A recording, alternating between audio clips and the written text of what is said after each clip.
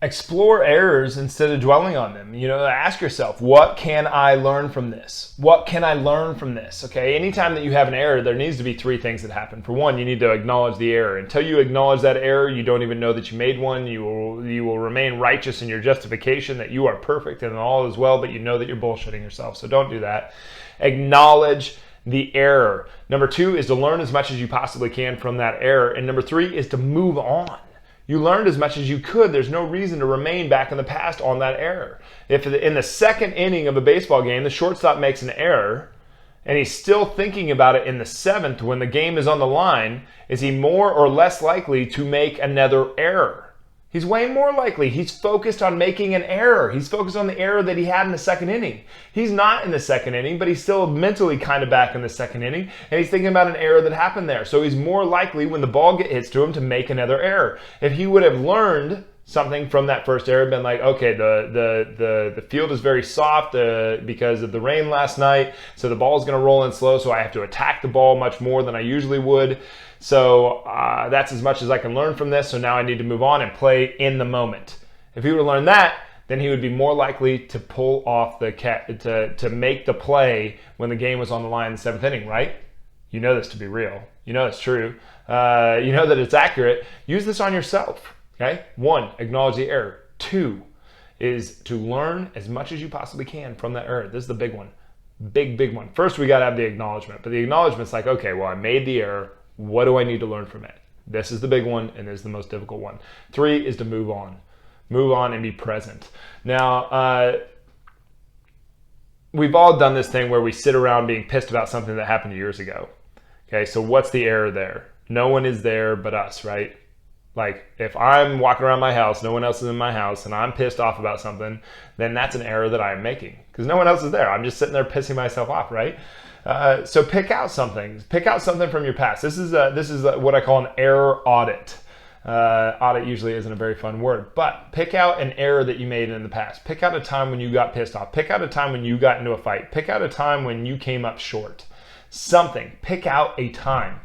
And then sit down and write out everything that you would do different if you could go back. Okay, write down everything that you would do different if you could go back. Okay, now read that.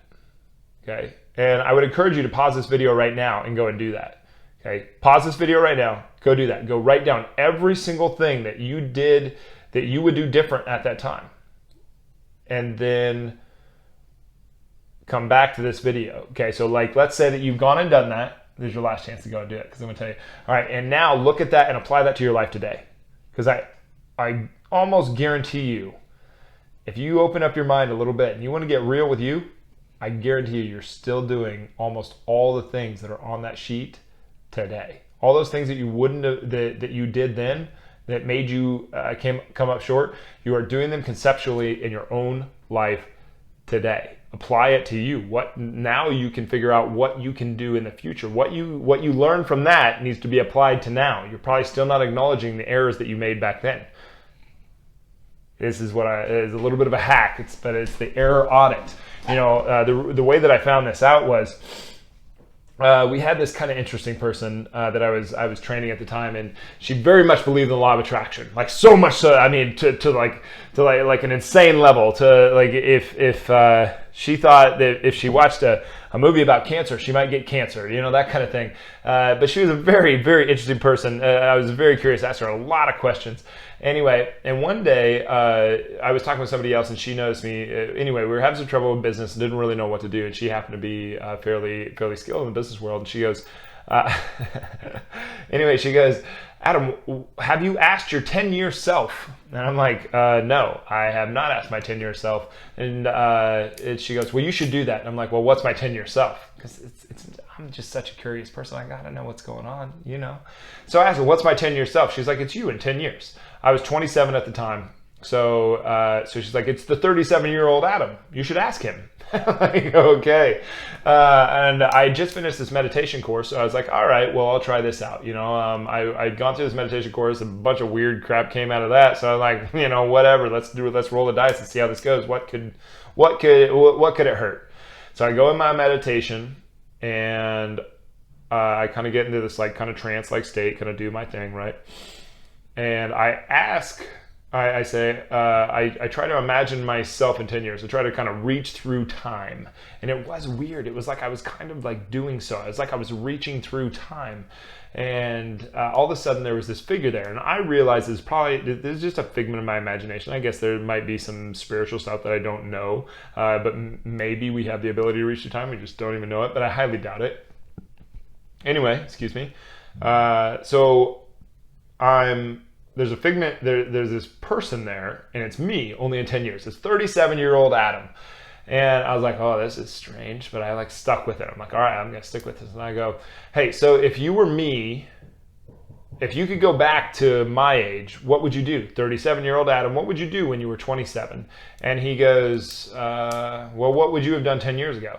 And I go, well, I would have done a lot of things different 10 years ago, but I'm not 10 years ago. 10 years ago, I was playing football. It was the most important thing in my world, and this and this and this and this. And I'm not. I'm in business now, and I'm trying to help a lot of people with their health. And what would you do if you could come back to now? And he goes, well, what would you have done 10 years ago? And he just kept on saying the same thing. What could you have done 10 years ago? And I was like, okay, well, this is annoying. Anyway, I came out of the meditation. And I had a notebook in front of me. And I was like, you know what? And so I got out the notebook and I just feverishly started writing down everything that I would have done different 10 years ago when I was 17 years old. Just writing it all down, just feverishly, just going nuts.